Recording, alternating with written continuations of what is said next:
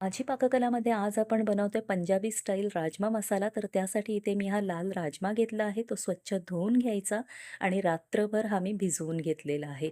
आता एक कुकर घ्यायचा. कुकरमध्ये 1 चमचा तेल घ्यायचं. तेल तापलं की यामध्ये 2 लवंगा, 1 इंच दालचिनीचा तुकडा, 1 मोठी वेलची, 2 लहान वेलची आणि 2 तेजपत्ता मिनिटभरासाठी तेलावर परतवून घ्यायचा आणि लगेचच यावर जो भिजवलेला राजमा आहे तो घालायचा. आता राजमा ही 2 ते 3 मिनिटांसाठी तेलावर चांगला असा परतवून घ्यायचा. चवीनुसार मीठ घालते. इथे साधारण अर्धा चमचा मीठ घातलेला आहे आणि राजम्याच्या वर पाणी येईल इतपत पाणी घालून याच्या आता मी 4 शिट्ट्या करणार आहे. 4 शिट्ट्यांमध्ये राजमा आपला अगदी व्यवस्थित इथे शिजला जातो. तोवर वाटण तयार करूया.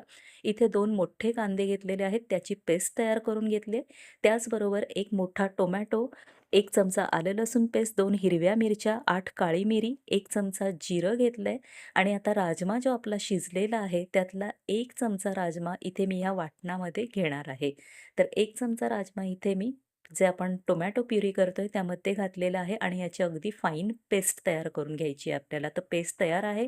आता एक कढई घ्यायची, त्यामध्ये 1 मोठा चमचा तेल घ्यायचं. तेल तापलं की सगळ्यात आधी जी कांद्याची पेस्ट आपण तयार केलेली ती यामध्ये घालून तेलावर छान अशी ब्राऊन रंग येईपर्यंत परतवून घ्यायची आहे. ब्राऊन रंग आला की यामध्ये आपल्याला जी टोमॅटो प्युरी करून घेतलेली आपण ती घालून घ्यायची. आता टोमॅटोचा कच्चेपणा जाण्यासाठी इथे मी 2 मिनिटांसाठी झाकण ठेवून याला चांगली वाफ काढणार आहे. म्हणजे आपला टोमॅटोचा कच्चेपणा देखील इथे निघून जाईल. पुन्हा चांगलं परतवून घ्यायचं मिश्रण सगळं. आता यामध्ये मसाले जातील.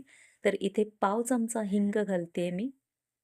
1 चमचा लाल तिखट, अर्धा चमचा काश्मीरी पावडर घेतलेली आहे. त्याचबरोबर अर्धा चमचा हळद आणि 1 मोठा चमचा इथे धणे पावडर घेतले. राजम्यातलंच थोडंसं पाणी इथे घातलेलं आहे मसाले जळू नयेत म्हणून आणि छान मिक्स करून घेतलं. आता मसाले देखील शिजवून घेण्यासाठी इथे मी 2 मिनिटांसाठी फक्त झाकण ठेवलेलं आणि मसाले अगदी तेल सुटेपर्यंत आपल्याला परतवून घ्यायचे आहेत.